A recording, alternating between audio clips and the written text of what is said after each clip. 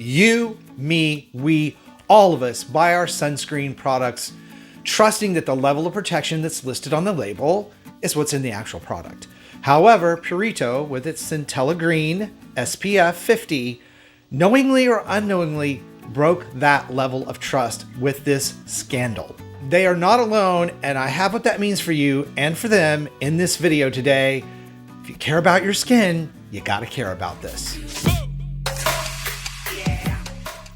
Well, hey everybody, welcome back to the channel. If you're new and you don't know who I am, I'm Chris Gibson. I'm here to help you find skincare that will work for you, not empty your wallet, and not do you more harm than good. So if that's something that you're interested in, please be sure and hit the subscription button and the little notification bell so that you know when my videos are up each week. Now, today we're talking about a huge controversy. If you haven't heard about it and you're on YouTube, I'm surprised because every influencer out there known to man in skincare and beauty jumped on this the minute it happened about three and a half weeks ago, about mid-December. It came out that the SPF in Purito's Centella Green product wasn't up to snuff. It actually was much less than the SPF that they were reporting on the label and selling the product for.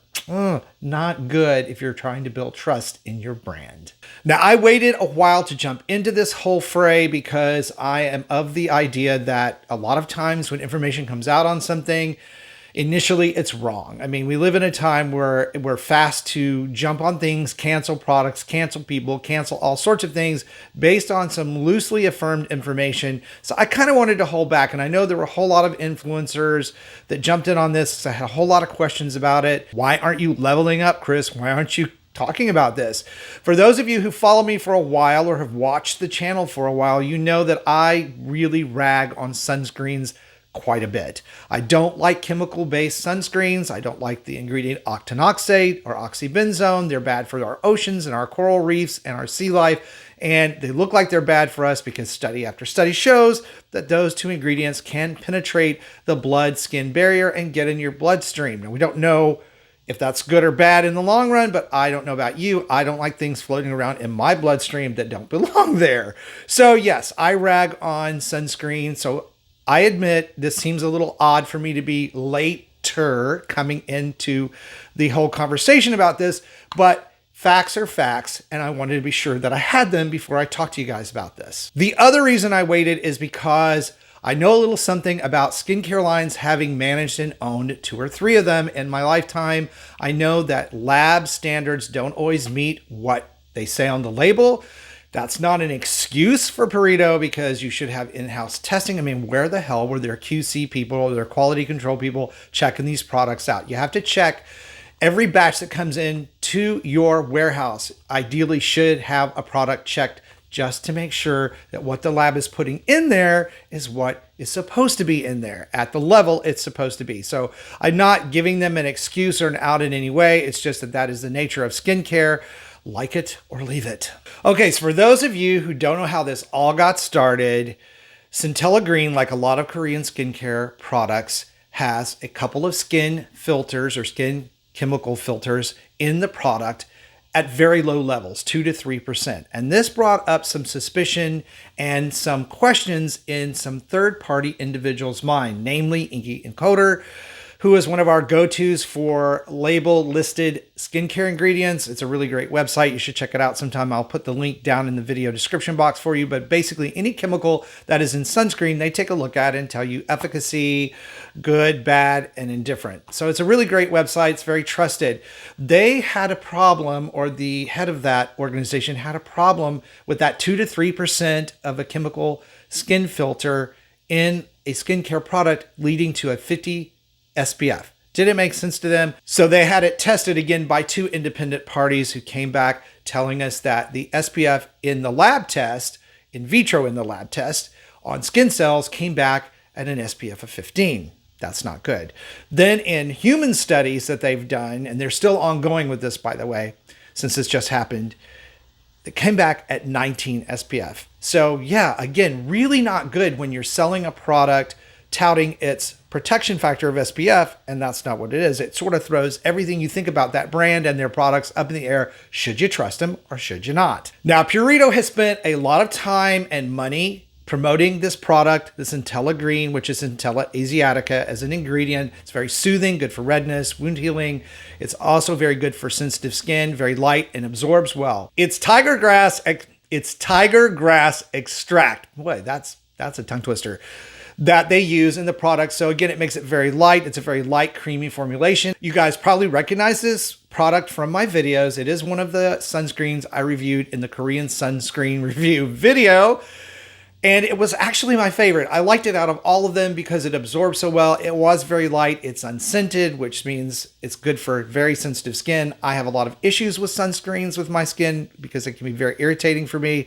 And I love that it was an SPF 50 because I don't normally recommend SPF 50s for that reason. They're very heavy and can be very irritating to your skin. If you ever get an SPF 50 in your eyes, or you know what I'm talking about. So where's the trust in this skincare product? I mean, a lot of people love and stand by and use Korean skincare products. They're shook, and not in a good way. But it gets better or worse, depending on how you want to look at this. The Korean Institute of Dermatological Sciences, sort of like their FDA, is now testing other Korean skin care sunscreens. Yeah. So they're actually looking into whether these other products are able to live up to their purported SPF 50s as well. And some of that data just came out and it was not good. Not one of those products that they've tested, many of them the favorites and the most popular brands on the market today from Korea, none of them lived up to the SPF 50 that they claimed on their label, to varying degrees. So we're still waiting on some more data to come out. So again, I don't want to jump in and make assumptions that would be incorrect later on. So I'm going to wait till the full data sets are all out on this. But the head of the Korean Institute of Dermatological Sciences actually said it appears that you cannot make an SPF of 50 work in a light formulation or cream. Yeah, that's the very suspicious factor that led to all these questions in the first place. So what should I do with this product? Just toss it out? Get rid of it? No, absolutely not. There is absolutely nothing wrong with an SPF of 19 in a skincare product. In fact, 15 is more than enough sun protection for your skin. You know, a lot of us like to use more because we're worried about skin cancer, or we live in climates where it's very sunny, or we need a heavier type of sun protection that won't wash or wear off of the skin. But for a facial sunscreen, SPF 15 is plenty. So keep the product and use it. I'm going to. I really like it. It bears to say, what if Purito had just put out this product, Centella Green with Centella Asiatica, which is such a good ingredient, with an SPF label of 15 or even 19? They would have still had a best-selling product that we all still would have loved, and they would have avoided this entire controversy. But they did us a favor. They got the Korean Institute of Dermatology to start looking at some of these products and their claims. And not to leave out the US, we do a lot of testing here, and we often find mislabeled, misinformation, and sometimes we even find flat out fraud in some skincare products. So it's good that they're awake to this now and realize that they need to take a look at it. Now, I hope this video kind of helps explain this whole controversy that's going on. I'll give you guys an update if needed on it, but in the end of the day, don't throw out that sunscreen if you're using it. It's perfectly fine formulation. Just know that you're using an SPF of 19 and not 50.